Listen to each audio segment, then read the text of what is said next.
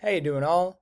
I'm Mr. Rose as always, and today we're going to talk about this PHET lab that you're going to do to get through some friction and calculate some coefficients.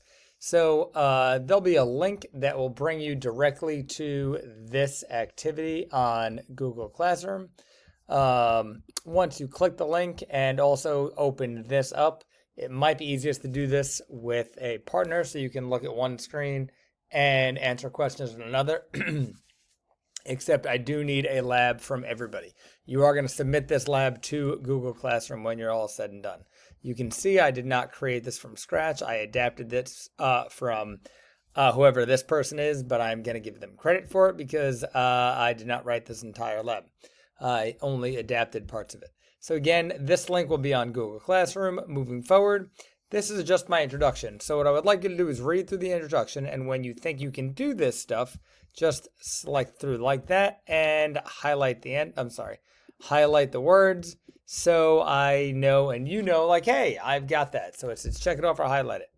Next, I gave you some vocabulary words. What I want you to do here is look through those vocab words and then write a short physics paragraph where you can properly use at least 4 of the 6 vocab words. And it has to be better than something like Newton's second law is a law in physics.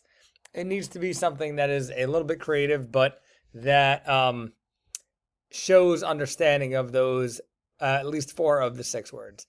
Then we get into the lab. Again, this link here is just going to bring you directly to this page. And this is what it'll look like when you start.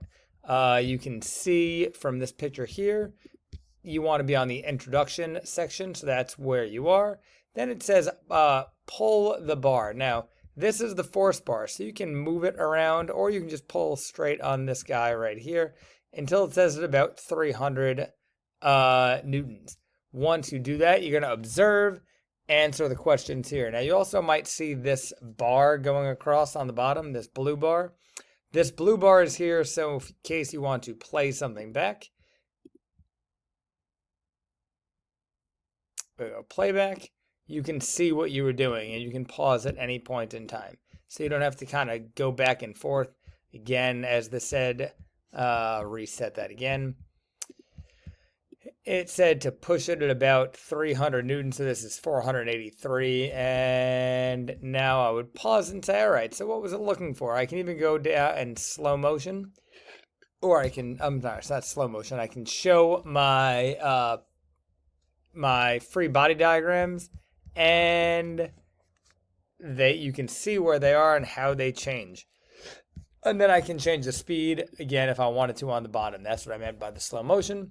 Some asking what happened to the friction, what types of friction. Be sure to explain, make sure you're using complete sentences. Here we're talking about the threshold of the applied force and the frictional force. That's going to be some observations. And again, all of this is just based on that first observation. Now it's going to say change the surface to ice. I do that right here. Ice. I'm going to change something else. Get rid of that. I'm going to follow the directions on that. I'm going to see what happens with the ice.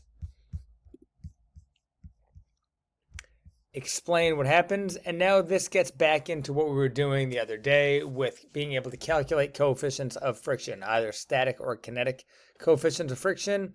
Or in this case, actually, as you'll see, we're going to actually calculate the frictional force because we have a bunch of given information. So I created this table for you.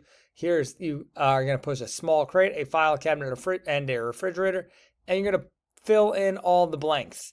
Down here is work for you to do. So if you would like to just do work on a separate sheet of paper and take a picture, that's fine.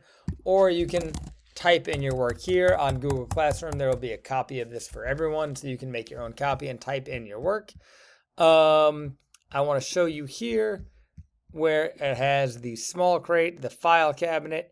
I might add the dog because I think that's kind of funny. But the sleepy dog and the refrigerator and the textbook. So I chose 3 of them: small dog, file cabinet, and refrigerator.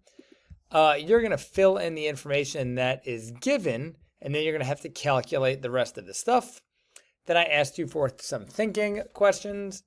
And lastly, how are you going to be graded? Like all labs or activities, this is going to be graded on a combination of correctness and completeness. So it says here that 5 of the 10 questions are going to be graded for correctness as directed by the rubric, which is right there. You can see how I'm going to be grading it. And then the other 5 are going to be, again, like completion. Did I go through and put in good effort? I hope this helps. If there are any questions, by all means, shoot me an email and I will be sure to get back to you. Best of luck. I'll see you all soon.